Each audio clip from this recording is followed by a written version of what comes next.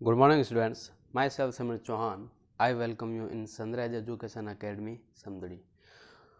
तो sorry for the delay, मेरी थोड़ी तबीयत ख़राब हो गई थी। ठीक है, तो पिछली क्लास में अपन ने पढ़ा था कॉसेक एक्स की अपन ने डोमेन और रेंज निकाली थी, मतलब प्रांत और परिसर अपन ने निकाली थी। तो कॉसेक एक्स की जो डोमेन जो है वो क्या होती है, रियल नंबर माइनस एन पाई। एन पाई अपन ने माइनस क्यों किया था, क्योंकि हमको पता है कि जो साइन फंक्शन जो है वो एन पाई एंगल्स पे जो है जीरो वैल्यू देता है। ठीक है, और अगर यहाँ पे जीरो वैल्यू आ गई तो 1/0 क्या हो जाएगा, अनडिफाइंड मतलब इनफाइनाइट। ठीक है, इसलिए अपन ने क्या किया, डोमेन में से वो वाली वैल्यू हटा दी जिस पे फंक्शन साइन एक्स क्या हो रहा है, जीरो हो रहा है। तो R minus n pi where n क्या है, इंटीजर। इंटीजर को हिंदी में क्या बोलते हैं, पूर्णांक। ओके, तो ये होगी इसकी डोमेन।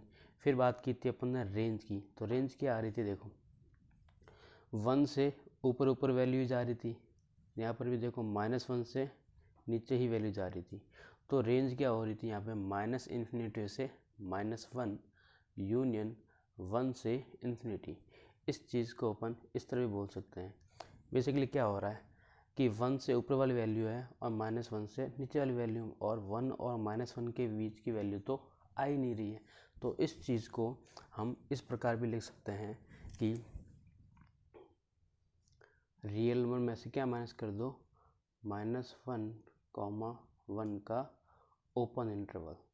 ठीक है, ओपन इंटरवल का मतलब पता है ना, इसका मतलब क्या हो गया कि -1 और 1 के बीच वाले नंबर है, इसमें -1 और 1 को अपन को नहीं लेना है। ठीक है, तो ऑल रियल नंबर में से अगर -1 और 1 को हटा दूं तो बात क्या होगी, वही वाली होगी, ये वाली बात कि माइनस अनंत से -1 और 1 से अनंत तक की वैल्यू अपन को लेनी है।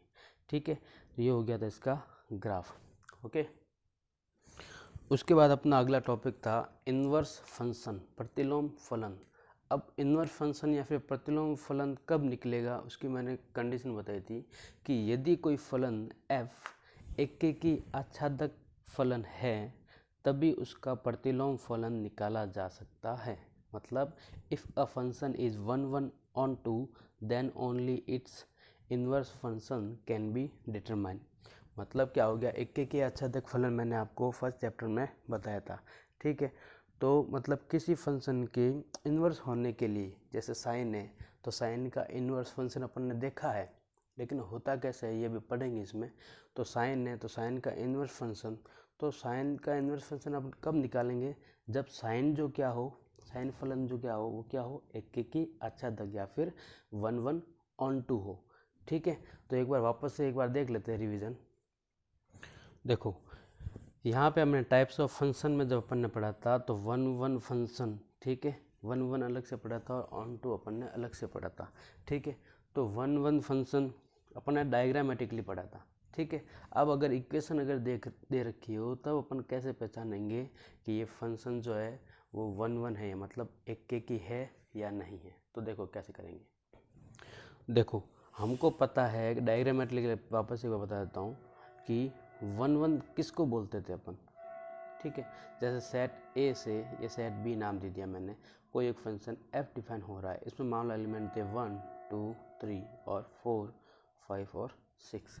ठीक है, अगर ये जो है रिलेशन मान लो बी के एक से ही बना रहा है, ठीक है, इसका रिलेशनशिप इससे ही बन रहा है और इसका सिर्फ इससे ही बन रहा है, मतलब इसको अगर मैं x नाम दूँ, ठीक है, और इसमें मैं फंक्शन f लगाऊँ तो मुझे क्या मिलता है, fx मिलता है। ठीक है, तो इसको मैंने नाम दिया x। ठीक है, इस पर फंक्शन लगाया f, तो f(x) कोई होगा, मान लो f(x) इक्वल टू, मेरे पास कुछ लिखा हुआ है, f(x) इक्वल टू है मेरे पास की x + 3। ठीक है, तो अब मैं ए सेट पे जब f फंक्शन लगाऊंगा, मतलब x की हर एक कोई वैल्यू रखूँगा तो मुझे क्या मिलेगा, मुझे बी सेट मिलेगा, मतलब बी की कुछ वैल्यू मिलेगी। ठीक है, ये मैं वापस एक बार रिवीजन करा देता हूँ। ठीक है, तो 1 की इमेज क्या होगी, 1 की इमेज देखो ऐसे 4 होनी चाहिए, मैंने यहाँ पे गलत बना दिया फंक्शन के अकॉर्डिंग, 1 2 3 4 5 और 6। ठीक है, तो जब मैं यहाँ पे 1 पुट करूँगा तो मुझे क्या मिलेगा 3 + 1 4 मिलेगा, मतलब 1 की इमेज क्या मिली 4। जब 2 पुट करूँगा x की वैल्यू ये x है और ये फंक्शन लग रहा है f, जो कि फंक्शन की डेफिनेशन ये रही, और मुझे क्या मिलेगा fx मिलेगा, ओके, जिसकी वैल्यू मिलेगी, ओके। जब मैं 2 रखूँगा तो मुझे क्या मिलेगा 2 की इमेज क्या मिलेगी 2 और 3 कितना होगा 5। 3 रखूँगा तो मुझे क्या मिलेगी 3 की इमेज 3 और 3 6, ठीक है। तो डायग्रामेटली अपन ने क्या बोला था कि हर एक एलिमेंट जो है सेट ए का हर एक एलिमेंट सेट बी के सिंपल एक एलिमेंट से ही रिलेशन बना है, मतलब एक एक के साथ ही रिलेशन बना है, ठीक है। मैनी वन में क्या होता था, मैनी वन में ये चीज़ होती थी कि मान लो यहाँ पे कोई 2 पॉइंट है और यहाँ पे एक कोई पॉइंट है, तो मैनी वन में क्या होता था, ये वाला इससे भी बना सकता था रिलेशन और ये वाला जो है ये भी इससे रिलेशन बना सकता था। तो ये तो बात हो गई थी मैनी वन की, ये बात हुई है वन की। ये तो चलो मैंने डायग्रामेटिकली बता लिया। अगर बात करें तो क्या हो रहा है बेसिकली यहाँ पे कि क्या हो रहा है कि x की डिफरेंट वैल्यू पे मेरे को अगर नाम इसको y भी नाम दूँ, y इक्वल्स टू fx लिख दूँ, ठीक है, और fx क्या है x + 3, तो मतलब क्या हो रहा है x की डिफरेंट वैल्यू पे मुझे y की डिफरेंट वैल्यू मिलेगी। ऐसा फंक्शन जिसमें अगर मैं x की कुछ वैल्यू रखूँ तो हमेशा मुझे y की डिफरेंट वैल्यू ही मिले, तो उसको मैं क्या बोलूँगा 1 1 फंक्शन, क्या बोलूँगा 1 1 फंक्शन, सिर्फ एक ही वैल्यू दे, ठीक है। अगर ऐसा होता कि x1 और x2 दोनों चीज़ों पे अगर सेम वैल्यू दे रहा है, दोनों अलग अलग वैल्यू पे सेम वैल्यू दे रहा है, तब वो क्या हो जाएगा मैनी वन या फिर बहु एक की, जो कि डायग्राम से आप समझ सकते हो कि अगर इस पे और इस दोनों पे वैल्यू अगर सेम होती थी तो इस तरह के डायग्राम को अपन क्या बोलते थे मैनी वन या फिर बहु एक की वाला बोलते थे, ओके। तो चलो अब कंडीशन क्या होगी 1 1 चेक करने के लिए, तो क्या बोला था मैंने कि अगर बोल दूँ कि अगर मैं fx1 = fx2 लिख दूँ, अब मैं बोल रहा क्या हूँ कि x1 और x2 पे वैल्यू क्या दे सेम दे। अब मैं कंडीशन तो लगा रहा हूँ किसकी मैनी वन की, मतलब बहु एक की, और इसको मैं अब 1 1 बनाना चाहता हूँ, एक की बनाना चाहता हूँ, तब एक और चीज़ में क्या लिख दूँगा एंड x1 = x2, क्या बोल दिया मैंने x1 = x2। अब मैंने क्या किया पागल तो बना दिया मैंने, कैसे बनाया, पहले तो कंडीशन तो लिखी बहु एक की, फिर मैंने आपको इसको एक की या फिर 1 1 बनाना था, तो मैंने क्या कर दिया कि x1 और x2 भी क्या हो सेम हो। तो बेसिकली मैंने क्या बोला कि मैंने ये बोला कि ये x1, ठीक है, ये को मान लो यहाँ पे नंबर था 1 2, यहाँ पे है 4, ठीक है। अब मैं बोल रहा हूँ और 5, ठीक है। अब मैं ये क्या बोल रहा था बेसिकली कि x1 और x2 पे क्या बोल रहा है वैल्यू सेम दे रहा है, ठीक है। और मैं क्या बोलूँ कि x1 और x2 क्या है एक ही वैल्यू है, मतलब एक ही कोई नंबर है। तो बेसिकली मैंने क्या किया मैंने दर्शाया अलग अलग चीज़ों से, x1 बराबर भी मैंने लिख दिया 1 और x2 बराबर भी लिख दिया मैंने 1, ठीक है। तो दोनों पे मेरे को वैल्यू क्या मिल रही है सेम मिल रही है। देखो समझने की कोशिश करो, ठीक है। क्या करना चाह रहा हूँ कि x1 बराबर बोल दिया मैंने fx2, fx1 बराबर fx2 बोल दिया, और मैंने एक कंडीशन ये भी बोल दी कि x1 बराबर x2 अगर आ जाए, ठीक है, मतलब x1 और x2 पे वैल्यू क्या हो रही है सेम हो रही है, और मैंने बोल दिया x1 और x2 दोनों जो वैल्यूज़ मैं निकाल वो भी क्या है एक ही नंबर है। तो बेसिकली मैंने क्या किया ये वाली कंडीशन बनाने की कोशिश की कि ये चीज़ बन रही है सिंपल ये, ठीक है। मतलब वो जो एक पॉइंट दे रहा था ना x1 x2 वो कुछ नहीं, दोनों अलग अलग नहीं है, वो दोनों एक ही पॉइंट है, ठीक है। तभी ये चीज़ बनेगी, और ये चीज़ जब बनती है तो अपन मैं इसको क्या बोलता हूँ 1 1, क्या बोलता हूँ 1 1 या फिर एक की, ठीक है। देखो कैसे एक फंक्शन लेते हैं जैसे x² + 1, मैंने लिख दिया fx = x² + 1, ठीक है। अब मैंने क्या बोला कि fx1 बराबर है fx2। अब मैंने ग्राफ बनाया नहीं है, डायरेक्ट बता रहा हूँ। अब fx = इतना है तो fx1 कितना है, कितना हो जाए x1² + 1 = जब मैंने बोल दिया क्या लिखूँगा x2² + 1।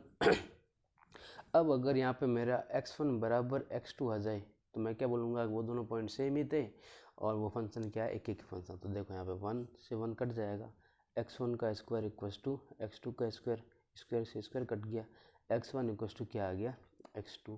तब मैं इसको क्या बोलूँगा कि ये क्या है, एक के की या फिर 1 फंक्शन है। ठीक है, समझ में आ रहा है ना? अगर डाउट हो तो आप क्लास में आके पूछ लेना, वैसे कोशिश करना समझने की। ओके, तो ये डेफिनेशन अपन ने लिखी थी इन्वर्स फंक्शन की कि यदि कोई फलन f एक के की आच्छादक फलन है तभी उसका प्रतिलोम फलन निकाला जा सकता है। If a function is 1 on two then only its function can be determined. तो ये तो चलो मैंने डेफिनेशन की फॉर्म में लिख दिया। अब अगर उसको मैं शॉर्ट इक्वेशन की फॉर्म में अगर लिखना चाहूँ तो मैं क्या बोलूँगा, देखो फंक्शन को कैसे लिखते हैं, मान लो इस तरह से कि f बताया भी था मैंने कि f x से y में डिफाइन हो रहा है। जैसे वहाँ पे लिखते थे ना सेट a से सेट b में फंक्शन। ठीक है, तो यहाँ पे ये जो x जो होता है यहाँ पे जो लिखी होती है ना, वो होती है फंक्शन की डोमेन या फिर प्रांत। क्या होती है, डोमेन या फिर प्रांत। और यहाँ पे जो भी चीज़ लिखी होती है ना, वो होती है फंक्शन की रेंज। क्या होती है, रेंज। अब मैं बोल रहा हूँ f कोई फंक्शन है, x से y में डिफाइन हो रहा है और f x को मान लो कोई इक्वेशन दे रखी होगी कि f x इक्वल टू है, मान लो y कुछ वैल्यू दे रहा होगा। ठीक है, अब मैं अगर बोल रहा हूँ कि इफ़ f जो फंक्शन है f इज 1 ऑन टू, मतलब यदि फलन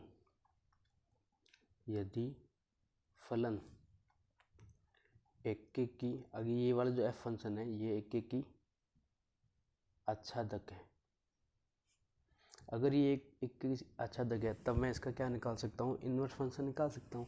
तो जो इन्वर्स फंक्शन निकल के आएगा उसको मैं, इसमें क्या चीज़ चेंज हो जाएगी, उसको मैं लिखूँगा किससे, f इन्वर्स से।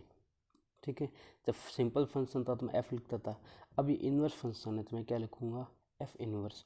और यहाँ पे क्या चेंज होगा, जो इसकी रेंज थी वो इसकी हो जाएगी अब डोमेन।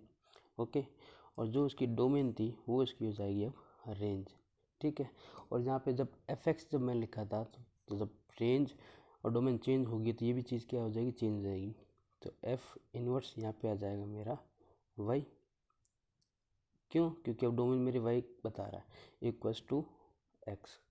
ठीक है, ठीक है, f इन्वर्स कॉलन y से x में डिफाइन होगा और वो फंक्शन क्या होगा, f इन्वर्स होगा। और f इन्वर्स को मैं क्या बोलता हूँ, f इन्वर्स को मैं क्या बोलता हूँ, is a inverse of function f। ठीक है, तो ये चीज़ तो मैंने क्या किया, ये जो मैंने डेफिनेशन लिखी थी उसका मैंने शॉर्ट रूप में बताया। क्या बोला कि अगर कोई फंक्शन डिफाइन हो रहा है कैसे, कि x से y में, और उसकी इक्वेशन मान लो इस तरह से होगी कि f x इक्वल टू मेरे को y कुछ वैल्यू मिल रही होगी। अब मैं बोल रहा हूँ कि f कोई एक 1 ऑन टू फंक्शन है, तो अगर 1 ऑन टू कोई फंक्शन है तो मैं उसका प्रतिलोम या फिर इन्वर्स फंक्शन में निकाल सकता हूँ। तो देन लिखना था, देन इन्वर्स फंक्शन को अपन इस तरह से लिखेंगे कि एफ इन्वर्स जो है वो क्या हो जाएगा, उसमें जो फंक्शन की रेंज और डोमेन इंटरचेंज हो जाएगी। ठीक है, और डिफाइन किससे होगा, जब इंटरचेंज होगी तो डिफाइन कैसे होगा, इस तरह से होगा। और एफ इन्वर्स को मैं क्या बोलूँगा, inverse of function F. Okay, तो अब बात करते हैं इन्वर्स ऑफ साइन फंक्शन। क्या बात करते हैं कि इन्वर्स ऑफ साइन। ठीक है, मतलब साइन का प्रतिलोम, जो कि अपन लिखते हैं इससे, किससे, साइन इन्वर्स से। ओके, तो चलो अब पहले बात करते हैं, जब इन्वर्स निकालने की बात कर रहा हूँ तो साइन फंक्शन जो चेक करते हैं पहले कि ये 1 ऑन टू एक के आच्छादक है या नहीं है। ठीक है, तो चलो बात करते हैं। तो अपन ने ग्राफ बनाया था, तो एक बार वापस से मैं ग्राफ ड्रॉ कर लेता हूँ ताकि अच्छे से समझ आएगा। तो देखो ये होता था साइन का ग्राफ, साइन एक्स का ग्राफ। ठीक है, तो यहाँ पे देखो क्या ये 1 फंक्शन है या नहीं है। 1 के लिए क्या बोला था मैंने कि x की दो वैल्यू पे f की जो है वो सेम वैल्यू नहीं आनी चाहिए, मतलब साइन की जो वो सेम फलन नहीं आनी चाहिए, फिर f(x) की सेम वैल्यू नहीं आनी चाहिए।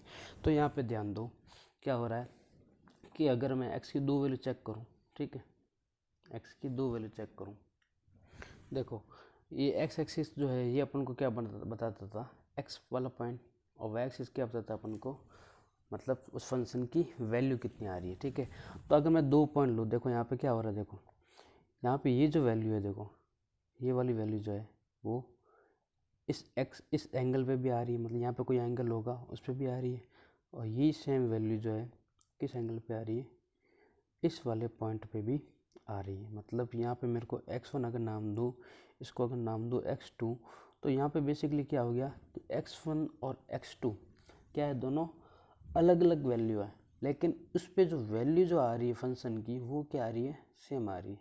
क्या आ रही है, सेम आ रही है। अगर इससे समझ नहीं आ रहा तो ये देख लो, अगर मैंने x1 नाम दे दिया इसको, एक तो है मैंने ले लिया π/2, ठीक है, π/2 पे वैल्यू कितनी है, 1 है। ठीक है, अगला कोई वैल्यू लूँ, देखो अगर मैं आगे बढ़ता हूँ तो 5π/2 पे भी क्या है, वैल्यू क्या है, सेम ही आ रही कि नहीं आ रही। देखो 5π/2 पे भी वैल्यू कितनी दे रहा है, 1, और π/2 पे वैल्यू कितनी दे रहा है, 1। तो ये बेसिकली एक्स एक्सिस क्या थी, बेसिकली मेरा एक्स वाला था, मतलब ये मेरे को डोमेन बताता था। ठीक है, डोमेन किस पे डिपेंड करती थी, एक्स पे। तो ये है, मान लो मैंने नाम दे दिया x1, इसको नाम दे दिया मैंने x2।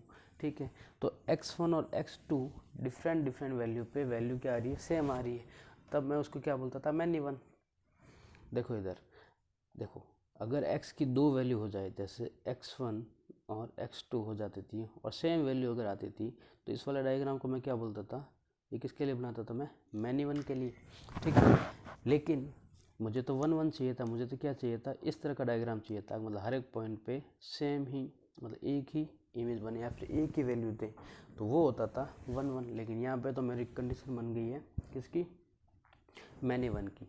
इस चीज़ को और एक तरह से देख लो, देखो कि अगर मैं बोलूँ इक्वेशन फॉर्म में fx1 इक्वल्स टू fx2, ठीक है, और फंक्शन क्या है मेरे पास, साइन है, तो अगर मैं sine of x1 equals to sine of x2 अगर निकालूँ, ठीक है, बोल रहा है सेम है, वो कब सेम होगा, अब बात करते हैं। x1 मैंने क्या लिया था, π/2, तो sine of π/2 equals to sine of 5π/2।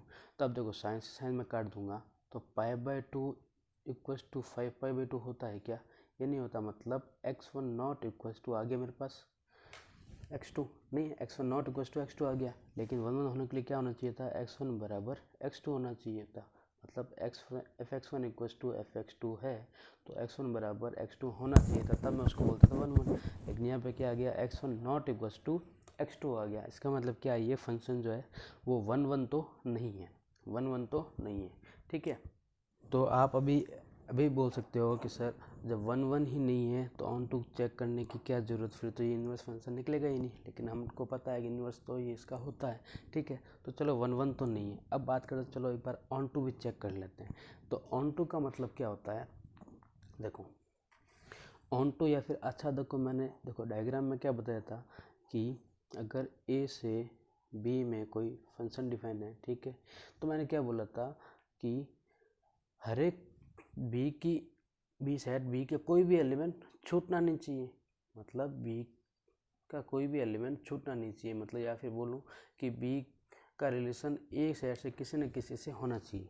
अगर अलग वे में अगर मैं बात करूँ तो मैं क्या बोल सकता हूँ कि यहाँ पे जो वैल्यू आ रही है उसके क्रॉसपोंडिंग कुछ ना कुछ यहाँ पे एक्स होना ही चाहिए। ठीक है, यहाँ पे जो वैल्यू आ रही है उसके क्रॉसपोंडिंग कोई एक्स होना ही चाहिए। मतलब क्या होगा, मतलब सारे ये यूज कब होंगे, जब इसके क्रॉसपोंडिंग कोई वैल्यू दे रहा होगा, एक्स पे कुछ ना कुछ वैल्यू ये दे रहा होगा, तब मैं इसको क्या बोलूँगा कि ये क्या है, ऑन टू है। तो ध्यान दो इधर ग्राफ में, तो देखो बी सेट मतलब वाई की वैल्यू, ठीक है, मतलब ये वाले साइन फंक्शन की वैल्यू। ठीक है, तो देखो यहाँ पे अगर मैं किसी भी पॉइंट पे चेक करूँगा तो उसके क्रॉसपोंडिंग मुझे एक्स तो मिलेगा ही मिलेगा, एक्स क्रॉसपोंडिंग कुछ ना कुछ वैल्यू मिलेगी ही मिलेगी। ठीक है, कुछ ना कुछ वैल्यू मेरे को मिलेगी, और कहाँ तक जाएगी, वो अनंत तक जाएगी। इधर भी अगर बात करूँ तो मतलब हर एक पॉइंट पे कुछ ना कुछ मेरे को वैल्यू मिल ही रही है। मतलब देखो इधर देखो, अगर यहाँ पे मान लो सेट ए नाम दिया, इसको नाम दिया मैंने सेट बी, ठीक है, डायग्राम से ही समझने की कोशिश करो। देखो अपना जो है साइन फंक्शन की बात करें तो साइन फंक्शन कहाँ से कहाँ तक जाता है, -1 से 1 तक जाएगा, और बीच में कुछ भी वैल्यू हो सकती है, जैसे मान लो -0.5, 0.5 और 1, और भी होते हैं, बहुत सारी वैल्यू होती है, 1/√2 वगैरह, ठीक है, 1/2, ठीक है, बहुत सारी वैल्यू होती है, ठीक है। लेकिन हाईएस्ट वैल्यू कितनी होती है 1, और मिनिमम वैल्यू कितनी होती है -1। और ये मैंने लिया नाम fx और यहाँ नाम दे दिया मैंने x मान लो कोई भी एंगल ले लिया मैंने, 0, π/4, π/2, -π/4, -π/2 एंड आगे तक पाई और -पाई, ठीक है। तो अगर मैं बात करूँगा तो 0 पे 0 वैल्यू देगा, मतलब हर एक पॉइंट पे इस एंगल पे हर एक पे कुछ न कुछ वैल्यू जरूर रहेगी, ठीक है। हर एक एंगल पे कुछ न कुछ वैल्यू ये जरूर देगा। ये अपन को कैसे पता चला, ग्राफ से। देखो हर एक एंगल पे कुछ न कुछ ये वैल्यू मेरे को दे रहा है, या फिर हर एक वैल्यू के लिए कुछ न कुछ एंगल मेरे पास है, हर एक वैल्यू के लिए कुछ न कुछ एंगल मेरे पास है। तो मतलब क्या हो गया कि हर एक वैल्यू के लिए कुछ न कुछ एंगल जब मेरे पास है, यहाँ पे जितनी वैल्यू लिखी होगी उस कुछ न कुछ एंगल मेरे पास है, इसका मतलब क्या हो गया कि बैट सेट बी में कोई भी वैल्यू छूट नहीं रही है। और जब वैल्यू छूटती नहीं है तो उसको मैं क्या बोलता हूँ, ऑन टू। क्या बोलता हूँ मैं, ऑन टू। तो साइन फंक्शन ऑन टू तो है, लेकिन क्या है, 1 नहीं है। 1 मतलब एक की नहीं है। तो एक की नहीं है, और अपन ने देखा है साइन फंक्शन डिफाइन हो रहा है, इसका इन्वर्स निकल रहा है। तो क्या करेंगे, एक चीज़ करेंगे, इसको 1 अपन बनाएंगे। क्या करेंगे, 1 इसको बनाएंगे। तो ध्यान दो कैसे बनाएंगे। देखो अब 1 बनाना, देखो ये फंक्शन हर एक एंगल पे, मतलब पूरी रेंज में, मतलब पूरी डोमेन में ये ऑन टू तो है, तो ऑन टू की टेंशन अपने पास है नहीं, ठीक है, क्योंकि हर एक वैल्यू के लिए कुछ तो कुछ एंगल हमेशा मेरे को मिलेगा, ठीक है। मतलब बी जो सेट है वो कभी खाली रहेगा नहीं, मतलब हर एक एलिमेंट यूज होगा ही होगा, ठीक है। जो पहले डेफिनेशन में बात की थी वो कर लेते हैं, ठीक है। तो अब बनाना है मेरे को 1 तो मैं क्या करता हूँ, एक कोई इंटरवल ले लेता हूँ, ठीक है। तो मैंने कौन सा इंटरवल लिया, ध्यान देना, मैं इंटरवल ले लेता हूँ ये वाला, मतलब -π/2 से लेके π/2 तक का ले लिया मैंने। इस इंटरवल में देखो, इस इंटरवल में देखो, ये जो ग्राफ है यहाँ तक है। अब इस इंटरवल में आप बात करो कि ये क्या, ये फंक्शन 1 है या नहीं है, ये बताओ मुझे। 1 का मतलब क्या था कि x की दो डिफरेंट वैल्यू पे सेम y की वैल्यू नहीं आनी चाहिए, ठीक है। x की दो डिफरेंट वैल्यू पे सेम y की वैल्यू नहीं आनी चाहिए। तो मेरे को सिर्फ ये इंटरवल देखना है, यहाँ से यहाँ तक देखना, सिर्फ इतना ही देख रहा है, ठीक है। तो इतना जब मैं देखूंगा तो देखो यहाँ पे ध्यान दो, तो x की हर एक वैल्यू पे डिफरेंट y की वैल्यू देगा, ठीक है। 0 से -π/2 के बीच की अगर बात करो, x एंगल अगर 0 से -π/2 के बीच में लो, तो हमेशा ये 0 से -1 के बीच में वैल्यू देगा। और रिपीट हो रही है क्या कहीं पे, नहीं हो रही, ठीक है। और 0 से π/2 के बीच में अगर बात करो तो तब भी ये क्या देगा, हमेशा ये डिफरेंट वैल्यू ही देगा, ठीक है, डिफरेंट वैल्यू ही देगा। तो मतलब मैंने को देखने को मिला कि -π/2 से जब मैं π/2 में चेक कर रहा हूँ तो ये फंक्शन 1 बन गया, ठीक है। सिर्फ इस इंटरवल में, पूरे इंटरवल में नहीं, ठीक है, पूरे इंटरवल में नहीं, सिर्फ -π/2 से π/2 में। अब और ऑन टू तो ये फंक्शन पहले से ही था, क्यों, क्योंकि हर एक वैल्यू के लिए कुछ ना कुछ एंगल हर एक पॉइंट के लिए मिलेगा, ठीक है। अब किसी के मन में ये डाउट होगा कि सर आपने -π/2 से π/2 के बीच में लिया और इसमें ही आपने बोला कि ये 1 है। अब सर मैं तो ये इंटरवल लेना चाहता हूँ, ये वाला, मतलब π/2 से 3π/2, π/2 से 3π/2। तो बोलोगे सर π/2 से 3π/2 में भी तो ये 1 है। तो हाँ 1 तो है, देखो इसमें भी है, इसमें भी है, इसमें भी है, इसमें भी देखो, मतलब π/2 से पाई में डिफरेंट एक्स एंगल जितना भी एक्स की वैल्यू जितनी भी होगी, ठीक है, उस पर क्या होगा, डिफरेंट वैल्यू आएगी। और पाई से 3π/2 में चेक करो तो हमेशा डिफरेंट वैल्यू ही दे रहा है ये, ठीक है। ग्राफ ये मतलब देखो आपने पढ़ा था ना 10th में, वही वाली चीज़ है, ठीक है। इस तरह से हमेशा क्या देगा, ये डिफरेंट वैल्यू ही देगा, ठीक है। तब बोल रहे हो कि सर आपने -π/2 और π/2 लिया, आपने π/2 और 3π/2, या फिर 3π/2 और 5π/2 इधर बात करें तो -π/2 और -3π/2 इसमें भी ये 1 1 है। तो हमेशा देखो वो वाली चीज़ ली जाती है जो कि वर्ल्ड वाइड फॉलो हो रही हो, जो कि वर्ल्ड वाइड फॉलो हो रही हो। तो हम जब भी साइन इनवर्स लेंगे तो इंटरवल हम कौन सा लेंगे, -π/2 से π/2 वाला। ये क्यों लेंगे, देखो इस इंटरवल को बोलते तो है प्रिंसिपल रेंज या फिर प्रिंसिपल इंटरवल नाम दे दो आप, ठीक है। अब यही क्यों लिया -π/2 से π/2, क्यों, क्योंकि वर्ल्ड वाइड जो है यही फॉलो होता है। हमेशा जब भी साइन इनवर्स की बात होती है तो उसकी रेंज के लिए, ठीक है, हमेशा -π/2 से π/2 वाला इंटरवल ही लिया जाता है, ठीक है। जब भी किसी ने इनवर्स फंक्शन जब बनाया था तो उसने ही बोल दिया था कि आपको जब भी आपको ये इंटरवल लेना है साइन फंक्शन को आपको 1 1 बनाने के लिए, तो आपको -π/2 से π/2 वाला ही इंटरवल लेना है, ओके। तो अब देखो यहाँ पे साइन फंक्शन जो है वो 1 1 ऑन 2 हो गया है। तो जब ये 1 1 ऑन 2 हो गया है किस इंटरवल में, -π/2 से π/2 में, तब मैं इसको क्या बोलते हैं, इस इंटरवल में साइन फंक्शन का मैं इन्वर्स निकाल सकता हूँ ना। देखो क्या बोल रहा था, f अगर फंक्शन x से y में मतलब किसी इंटरवल में, ये क्या है, x क्या है यहाँ पे, डोमेन। तो यहाँ पे अगर मैं साइन की डोमेन की बात करूँगा तो -π/2 से π/2 होगी इस इंटरवल में, ठीक है। क्योंकि इसी इंटरवल में ये क्या है, 1 1 ऑन 2 है, मतलब एक की आच्छादक है। तो यहाँ पे मैं लिखूँगा, देखो ध्यान दो, तो क्या लिखूँगा कि साइन जो फंक्शन है, ये साइन फंक्शन किस इंटरवल में, क्लोज इंटरवल -π/2 से π/2 और कहाँ तक जाएगा, की वैल्यू क्या होती है,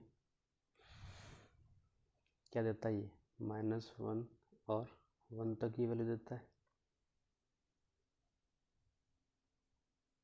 ठीक है। अब इस इंटरवल में ये जो फंक्शन है sin x equals to y, ये क्या है, 1 1 ऑन 2 है, इज 1 1 एंड ऑन 2, मतलब एक के की